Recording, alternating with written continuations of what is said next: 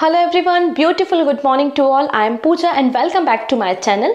और आज हम बात करने वाले हैं 4 मई के करंट अफेयर्स के बारे में। सबसे पहले तो हम बात करेंगे आज के कुछ इंपॉर्टेंट पर्सन के बारे में। हम देखेंगे कि ग्रीन ऑस्कर अवार्ड किसे दिया गया है। इसके अलावा हमें कुछ नेशनल न्यूज़ देखनी है। हमें सीखना है कि इंडिया और नेपाल और इंडिया और नामीबिया के बीच में किस तरीके के एग्रीमेंट साइन किए गए हैं। और हम बात करेंगे यहाँ पे ब्लू होल के बारे में कि आखिरकार ये ब्लू होल क्या होता है। वीडियो के एंड में आपको काफ़ी सारे रिवीजन क्वेश्चंस भी मिलेंगे और एक क्वेश्चन ऑफ द डे भी होगा जिसका आंसर आप हमें कमेंट सेक्शन में देंगे। अब जो स्टूडेंट पहली बार चैनल पे आ रहे हैं उनके लिए एक छोटी सी इन्फॉर्मेशन है अबाउट द पीडीएफ। तो पीडीएफ के लिए आप टेलीग्राम ज्वाइन कर सकते हैं। टेलीग्राम की लिंक डिस्क्रिप्शन में अवेलेबल है, या फिर आप सिंपली सर्च कर लीजिएगा पूजा जैन CA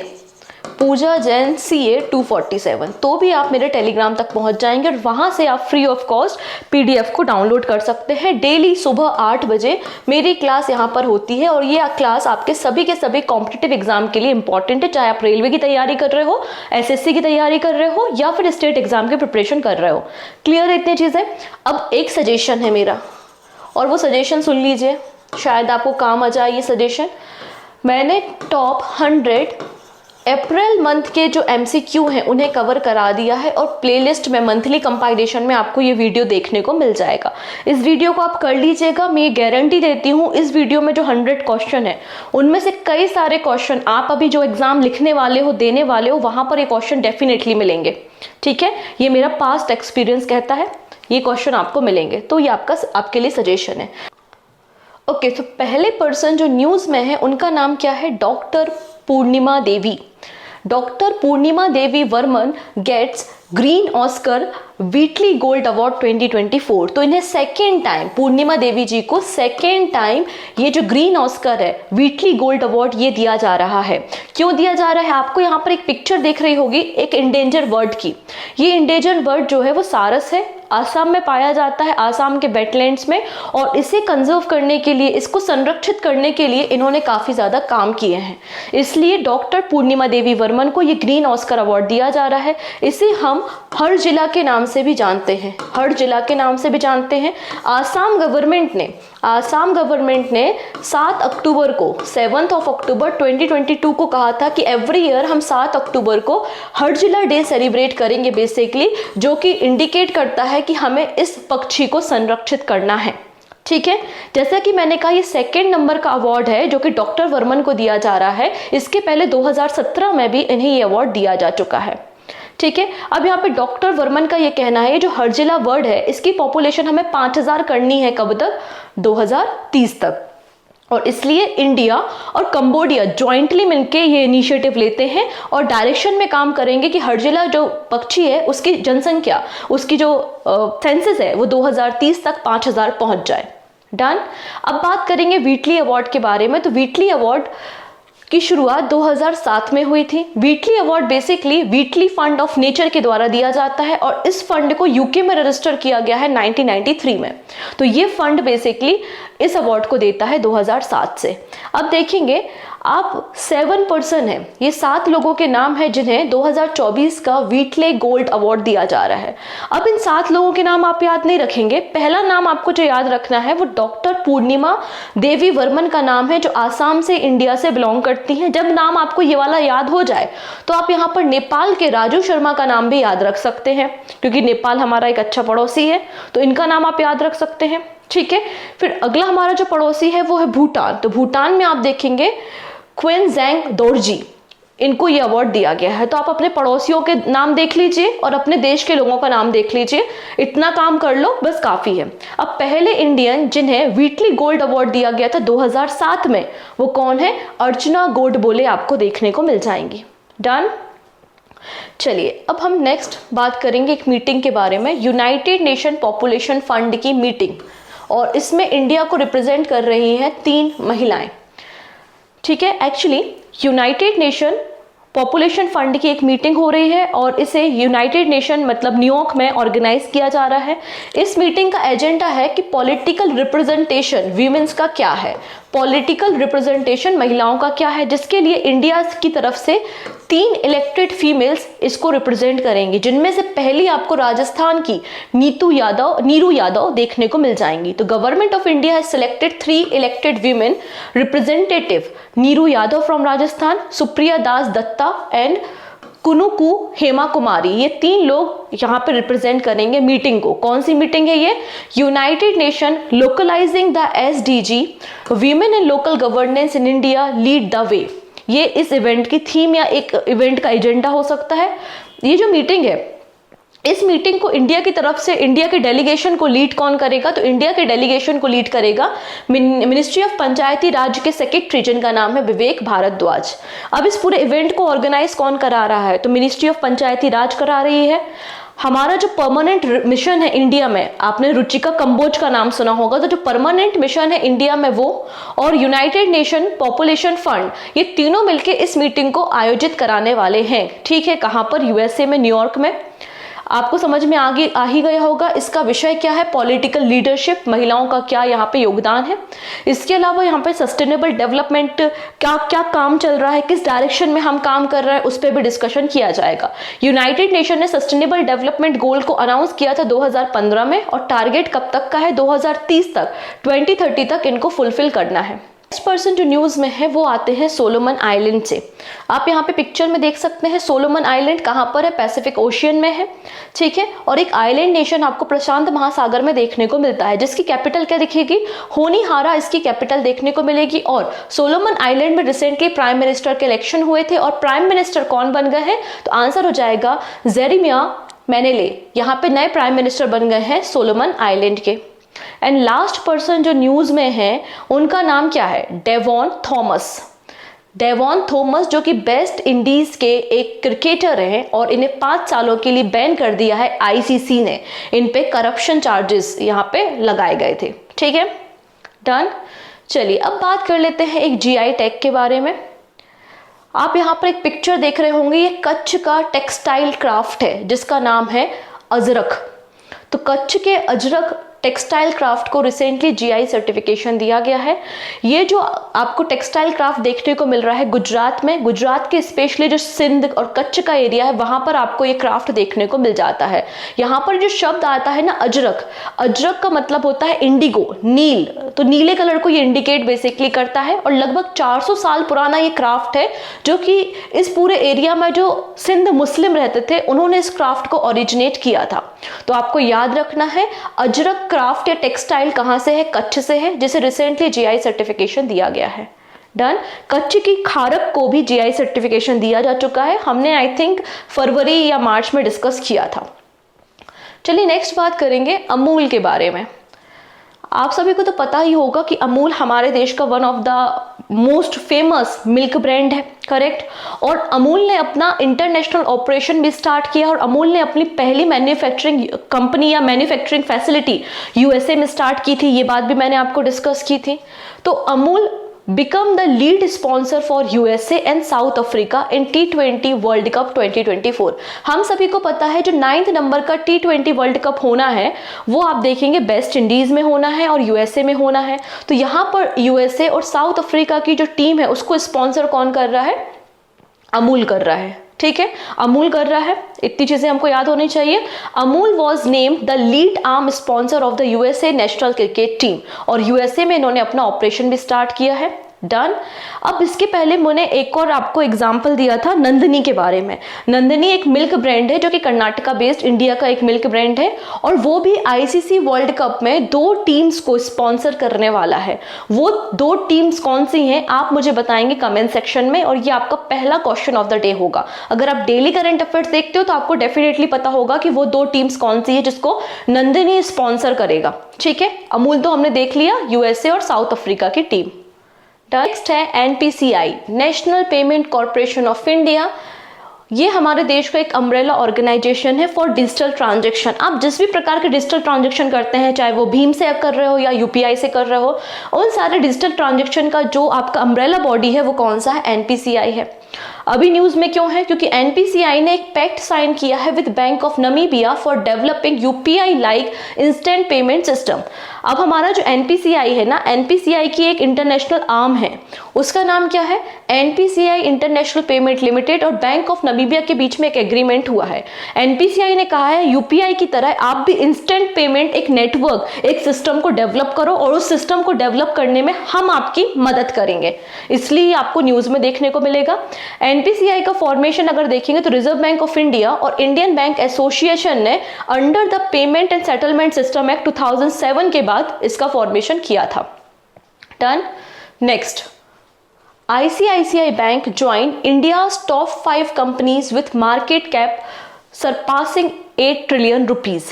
तो यहां पर देखेंगे, हम बात कर रहे हैं मार्केट कैपिटलाइजेशन के बारे में। तो मार्केट कैपिटलाइजेशन के हिसाब से ICICI बैंक की जो मार्केट वैल्यू है वो 8 ट्रिलियन के ऊपर है। 8.14 ट्रिलियन रुपीज आपको देखने को मिलेगी और ये इंडिया की टॉप 5 कंपनीज में से एक बन गई है। ठीक है, डन। इतनी चीजें। 5वें नंबर पे आपको ICICI बैंक देखने को मिलेगा। तो फर्स्ट नंबर पे कौन है? फर्स्ट नंबर पे आपको मिलेगा रिलायंस, और रिलायंस का जो मार्केट कैप है वो देखेंगे आप 19.8 ट्रिलियन रुपीज है। सेकेंड नंबर पे TCS, थर्ड पे HDFC बैंक, फोर्थ पे SBI और फिफ्थ नंबर पे आपको ICICI बैंक देखने को मिल जाएगा।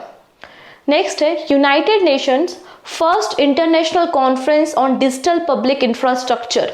तो यहाँ पर यूनाइटेड नेशन की पहली इंटरनेशनल कॉन्फ्रेंस हो रही है किस पर? डिजिटल पब्लिक इंफ्रास्ट्रक्चर में, और इसको इंडिया की लीडरशिप में किया जा रहा है। इस पूरे जो ये कॉन्फ्रेंस हो रही है ना डिजिटल इंफ्रास्ट्रक्चर प्रोजेक्ट पे, डिजिटल पब्लिक इंफ्रास्ट्रक्चर पे, तो इसको होस्ट करेगा परमानेंट मिशन ऑफ इंडिया, मतलब अगेन रुचिका कंबोज की बात हो रही है, and ministry of electronics and information technology with the collaboration of iSPRIT। तो iSPRIT आपका मैत्री डिपार्टमेंट और परमानेंट मिशन ऑफ इंडिया इस कॉन्फ्रेंस को होस्ट करने वाले हैं। ठीक है। According to the Nasscom report, Nasscom ने क्या कहा था अपनी रिपोर्ट में कि इंडिया का जो डिजिटल पब्लिक इंफ्रास्ट्रक्चर है उसकी मदद से इंडिया की इकोनॉमी 8 ट्रिलियन डॉलर हो जाएगी। कब तक? 2030 तक। मतलब हमें अपने डिजिटल पब्लिक इंफ्रास्ट्रक्चर को, डिजिटल जो नेटवर्किंग है, जो आप यूपीआई ट्रांजेक्शन्स करते हैं या अदर जो डिजिटल मोड आप चलाते हैं अपने ट्रांजेक्शन को करने के लिए, शॉपिंग करने के लिए, तो वो सारे इंफ्रास्ट्रक्चर को और भी ज़्यादा हमें इन्हांस करने की ज़रूरत है अगर हम 2030 तक 8 ट्रिलियन डॉलर की इकोनॉमी चाहते हैं according to the Nasscom. Clear. अब यहाँ पे बताया गया है the economy value added by the DPI could increase to between 2.9% and 4.2% of GDP by 2030 from 0.9% in 2022। यहाँ पे बोला गया है कि DPI के कारण जो भारत की ग्रोथ होगी वो 4.2% ऑफ द GDP में कंट्रीब्यूट करेगा आपका डिजिटल पब्लिक इंफ्रास्ट्रक्चर 2030 तक। नेक्स्ट है नेपाल से कैग। कैग का मतलब क्या होता है? कंट्रोलर एंड ऑडिटर जनरल होता है। तो CAG and Nepal's audit general sign MOU to enhance cooperative in auditing. तो बेसिकली दोनों देशों के बीच की जो एक्सपर्टीज है ऑडिटिंग के सेक्टर में, तो दोनों एक दूसरे की एक्सपर्टीज को शेयर कर सके, इसलिए यहाँ पर controller and auditor general of India Girish Chandra Murmu, GC Murmu है, और उन्होंने यहाँ पर ऑडिटर जनरल ऑफ नेपाल जिनका नाम है तोयाम राया, इनके साथ बेसिकली एक एग्रीमेंट साइन किया हुआ है। ठीक है। अब यहाँ पे जब बात हो ही रही है controller and auditor general of India के बारे में, तो मैं आपको बता दूं कि डॉक्टर बाबा साहब अम्बेडकर ने कहा था कि जो ऑफिस है आपका कैग का, ये मोस्ट इंपॉर्टेंट ऑफिस है अंडर द कॉन्स्टिट्यूशन। ठीक है। इनका काम क्या होता है? जो पब्लिक रिपोर्ट्स होती हैं या गवर्नमेंट के जो खर्चे होते हैं, गवर्नमेंट जो भी खर्चा करती है पर्टिकुलर फाइनेंशियल ईयर में, उसकी ऑडिटिंग करने का काम, उसका लेखा जोखा रखने का काम कैग करता है। ठीक है। इसलिए हम कैग को गार्जियन ऑफ पब्लिक फंड भी कहते हैं, क्योंकि हमारा पैसा है, सरकार उसका खर्चा कर रही है, तो हमें भी हिसाब जानने का अधिकार है। हमें कैग के बारे में इंफॉर्मेशन कॉन्स्टिट्यूशन के आर्टिकल 148 में देखने को मिल जाएगी, और कैग की जो पावर है, कैग की जो शक्तियां हैं, वो हमें आर्टिकल 149 में देखने को मिल जाएंगी। कैग से क्वेश्चन हर साल एग्जाम में बनता ही है किसी न किसी पेपर में। ठीक है। और स्टेट एग्जाम का तो फेवरेट टॉपिक होता है। कैग का अपॉइंटमेंट प्रेसिडेंट ऑफ इंडिया क्या करते हैं? 6 साल या 65 साल इनका टेन्योर होता है, और ये अपना रेजिग्नेशन भी राष्ट्रपति को सबमिट करते हैं। ठीक है। कैग क्या करता है? गवर्नमेंट के अकाउंट्स की ऑडिटिंग करने का काम करता है, और अपनी रिपोर्ट को किसे सबमिट करता है? जो पब्लिक अकाउंट कमेटी है, मतलब दोनों हाउसेज में, लोकसभा और राज्यसभा में अपनी रिपोर्ट को सबमिट करेगा और उनकी रिपोर्ट को एक तरीके से रिव्यू करने का काम कौन करेगी? पब्लिक अकाउंट कमेटी करेगी। ठीक है, इसलिए पब्लिक अकाउंट कमेटी का जो फिलोसोफर या पब्लिक अकाउंट कमेटी का गाइड हम किसे कहते हैं? कैग को कहते हैं। डन। नेक्स्ट है OECD, मतलब organisation for economic cooperation and development. इन्होंने रिसेंटली एक रिपोर्ट को पब्लिश किया है, उसका नाम है इकोनॉमी आउटलुक रिपोर्ट। इसमें इन्होंने भारत की जो इकोनॉमिक ग्रोथ होने वाली है 2024-25 में उसको बताया है, एस्टिमेशन दिया है। इन्होंने कहा है कि भारत की जो इकोनॉमिक ग्रोथ होगी 2024-25 में वो 6.6% रहेगी। कितना? 6.6% रहेगी। पहले इन्होंने 6.2 कहा था, वापस से डेटा को रिवाइज किया और कहते हैं कि अब 6.6% भारत की इकोनॉमिक ग्रोथ देखने को मिलेगी। सिमिलर इन्होंने 2025-26 के लिए भी कहा है कि जो ग्रोथ रेट है वो 6.6% रहने वाली है। डन। अब बात करते हैं वर्ल्ड के रिस्पेक्ट में। तो यहाँ पर OECD के एक्सपर्ट्स कहते हैं कि जो वर्ल्ड इकोनॉमिक ग्रोथ है वो 3.1% होगी 2024 में एंड 3.2% होगी 2025 में। सिमिलर कुछ समय पहले IMF मतलब इंटरनेशनल मॉनेटरी फंड ने भी भारत की इकोनॉमिक ग्रोथ को फोरकास्ट किया था और इन्होंने कहा था कि 24-25 में भारत की इकोनॉमिक ग्रोथ 6.8% रहेगी। तो ज़्यादा अंतर नहीं है, आप देख पाएंगे। OECD के अकॉर्डिंगली 6.6% है और IMF के अकॉर्डिंगली आपको 6.8% देखने को मिल जाएगा। तो आपको पता है एक क्वेश्चन ज़रूर से पूछा जाता है GDP से, ग्रोथ रेट से, तो आपको इन्हें याद रखना है। OECD क्या होता है? तो OECD का मतलब organisation for economic cooperation and development होता है और ये 38 कंट्रीज का एक ग्रुप है जिसका स्थापना 1961 में किया गया था। ठीक है, ये क्या करती है? तो बेसिकली रिसर्च करती है, जो भी ग्लोबल इश्यूज चल रहे हैं उनको आइडेंटिफाई करती है और कंट्रीज को बताती है कि ये जो इश्यूज चल रहे हैं पूरे वर्ल्ड में उससे आपकी इकोनॉमी पे क्या ग्रोथ पे असर पड़ेगा और इकोनॉमी को फोरकास्ट करती है कि इस साल आपका ग्रोथ रेट इतना एस्टिमेट हम करते हैं और जिससे जो एनालिसिस करके कंट्रीज को देती है तो कंट्रीज अपनी पॉलिसी बनाने में उसका मदद लेते हैं। आप देखेंगे यहाँ पे 38 मेंबर कंट्रीज आपको देखने को मिलेंगे। 2021 में कोस्टा रिका ने इसे ज्वाइन किया था। OECD में इंडिया, रशिया और चाइना मेंबर नहीं है। पेरिस फ्रांस में इसका हेडक्वार्टर मिल जाएगा। यहाँ पर एक छोटी सी लिस्ट आपको दिख रही है, या इसे आपको याद करना है, जहाँ पर इंपॉर्टेंट ऑर्गेनाइजेशन जैसे कि reserve bank of India, world bank, आपका IMF इंटरनेशनल मॉनेटरी फंड और एशियन डेवलपमेंट बैंक ने 2024-25 और 2025-26 के लिए कितना फोरकास्ट किया है हमारा GDP। तो आप यहाँ पर देख पा रहे होगे, एक आपको आइडिया तो मिल ही रहा है कि सबका जो है वो 6 to 7 के बीच में ही है। रिजर्व बैंक ऑफ इंडिया और एशियन डेवलपमेंट बैंक कहता है 7% रहेगा 2024-25 में। वही IMF कहता है 6.8 और 6.6 कौन कहता है? वर्ल्ड बैंक भी कहता है और OECD भी 6.6% कहता है। ठीक है, 25-26 में वर्ल्ड बैंक कहता है 6.5% और OECD ने सेम रखा है विच इज 6.6%।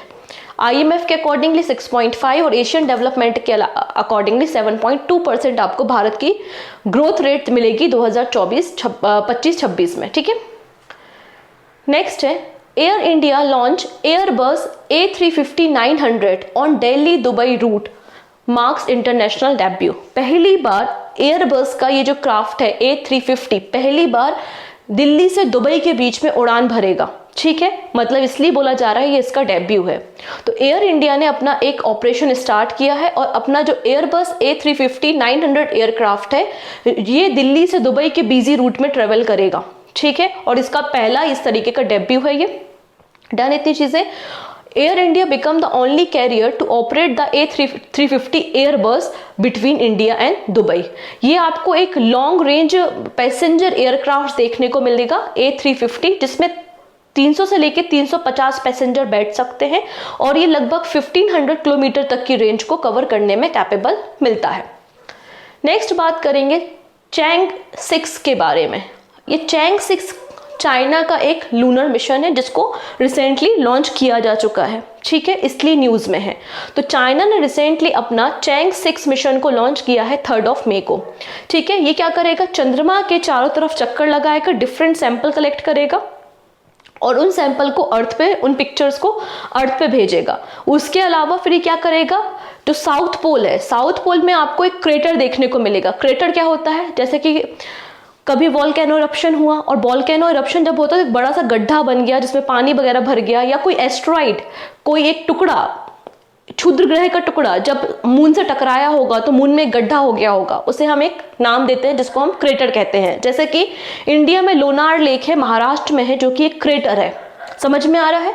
तो यहाँ पर आप देखेंगे साउथ पोल में आपको एक एटकिन बेसिन देखने को मिलेगा, और यहाँ पे बोला जाता है कि one of the oldest crater है सोलर सिस्टम का। इसके आसपास के एरिया में चैंग 6 जो है वो लैंडिंग करेगा। ठीक है, लैंडिंग करने की कोशिश करेगा।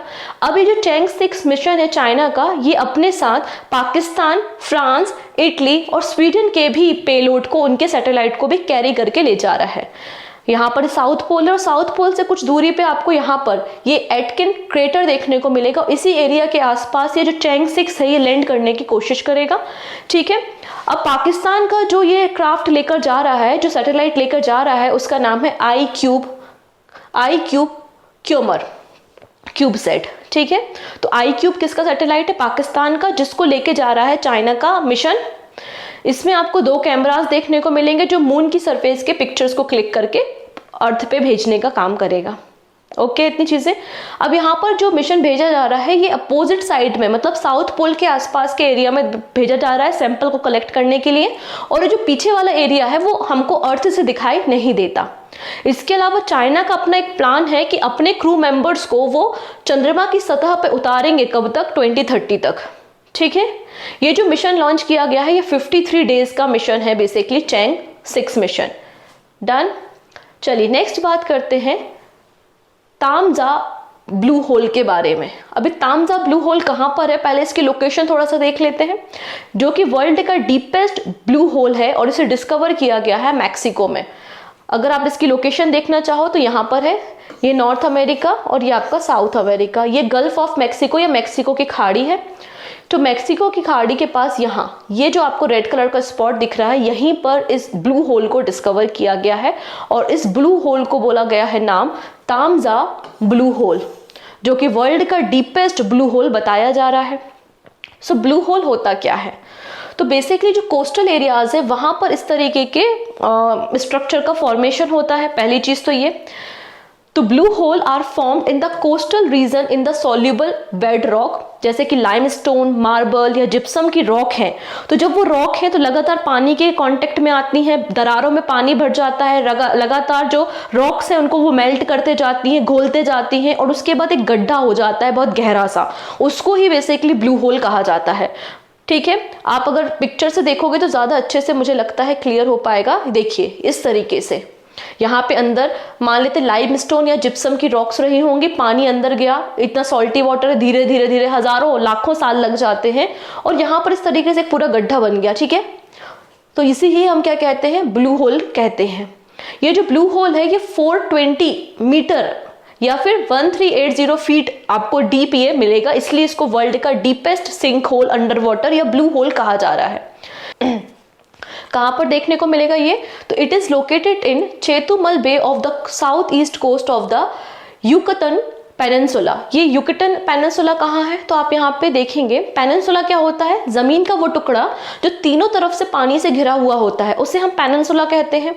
और यहाँ पर ये देखो, ये जो टुकड़ा है ये भी तीनों तरफ से पानी से घिरा हुआ है, इसका नाम है युकतन पेनिनसुला। इसी एरिया में आपको ये ब्लू होल देखने को मिलेगा। डन, इतनी चीजें। अभी तक जो पूरा सबसे बड़ा हमारा ब्लू होल माना जाता था उसका नाम है सांसा योंगले ब्लू होल, जो कि चाइना में था, जिसकी डेप्थ आपको 480 फीट थी। उसको ही ओवरटेक कर लिया है आपका इस नए ब्लू होल ने, जिसकी डेप्थ आपको 1380 फीट देखने को मिल जाएगी। डन।